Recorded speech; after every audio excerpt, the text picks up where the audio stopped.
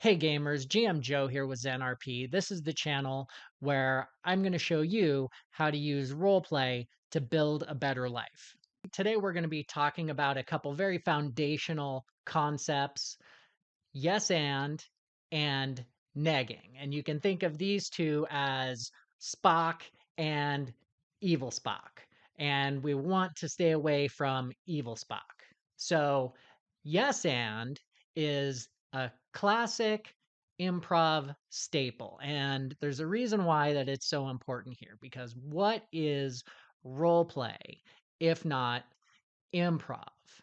Now, in a role playing game, you're going to have a scenario described to you by your game master, and it's your job as the player to accept exactly what is, and then you move forward from there, trying to do the best job you can with what you have. Game masters, give your players a lot of latitude to add to the story. Remember that this is their story too. If a player wants to swing from a chandelier, give them a chandelier or a rusty chain hanging from the ceiling or a rope or a vine. Let them find ways for their characters to be cool. Support their characters being as absolutely awesome as they can be while running a special Halloween one shot.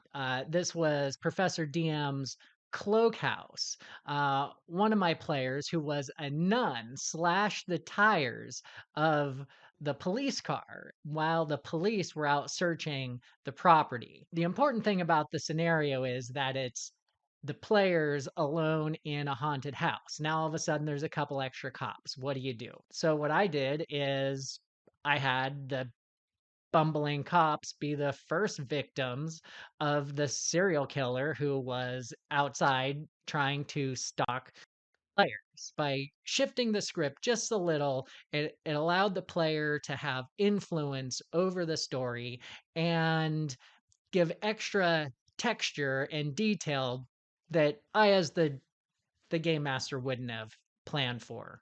Folks, remember that if you are enjoying my content, if you want to see more content from me, please like and subscribe, share my videos. So if you could give me a follow, that'd be incredibly appreciated.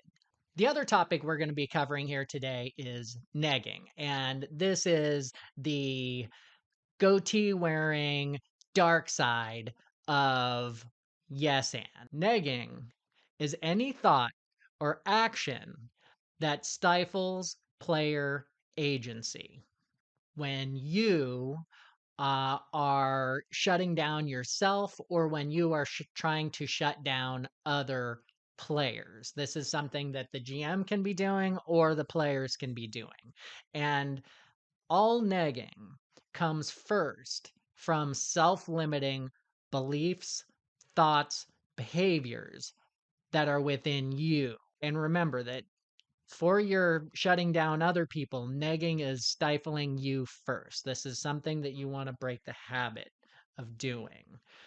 There's a lot of techniques you can use to break this habit. This is really where the work of improvement is. This is where you want to focus some energy. I'll be making more content on this topic in the future, but for right now, think of those negative feelings, negative thoughts that you have as the weather. Allow them to blow through. It's something that you don't have to claim ownership of. You don't have to hold on to those negative feelings. You can let them go. And when you let them go, you're going to be able to let go of that need for control. Every one of us is the center of our own story. Allow each player to be, from their perspective, the center of their own story. And the goal of this kind of collaboration is to allow you each to be the center of your own story. Support what the other players are trying to do. Now, there's a lot of times that you may not feel like the other players are making their best choices, but I think that there are some strategies that you can use to allow them to to be who they're going to be and to just have fun. Now, I've got a few strategies that I've used, and these are just simple. If I don't have something better to say, I might throw out one of these lines. The first one that I'll like to go to, and a lot of times I use this in my own dialogue. If I start thinking that my own ideas are silly or um, unimpressive or dumb, what I'll do is I'll say, "You be you." You be you. And if I have some whim, some silly idea, I'll just say, Joe, you be you and go for it. Now, and you can do this with another player if somebody brings you what you think is an absolutely terrible, silly, stupid idea. Just say, hey, you be you. You are supporting them, being them, their authentic self, even if you think it's nonsense. Remember, there's a lot of enjoyment to be had in what seems like nonsense. Sometimes you got to go with it. Another one along the same lines is I love that for you.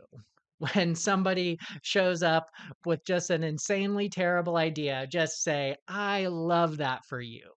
You can 100% buy into their story and just let them run with it. See what happens. Watch the shenanigans ensue. Lastly, one that I throw out when I don't have something better to say, and again, when an idea just seems sort of silly, I have to say that I got from brilliant scholar and thinker Ollie G. It's respect, or a respect, as Ollie G might say. But remember, you can just throw out one-liners, and sometimes that's all you need, and it'll get a laugh, and people will move on, and you can let them do whatever they want to do, and you can do what you want to do. You can, and there's plenty of room for everybody. So that's my topics for today. Thanks so much for watching. I'm excited to be back. I've got some more content on the way. Stay tuned. Please like, follow, subscribe, share the videos with people that you think might resonate with this. Thanks so much, and we'll talk again soon.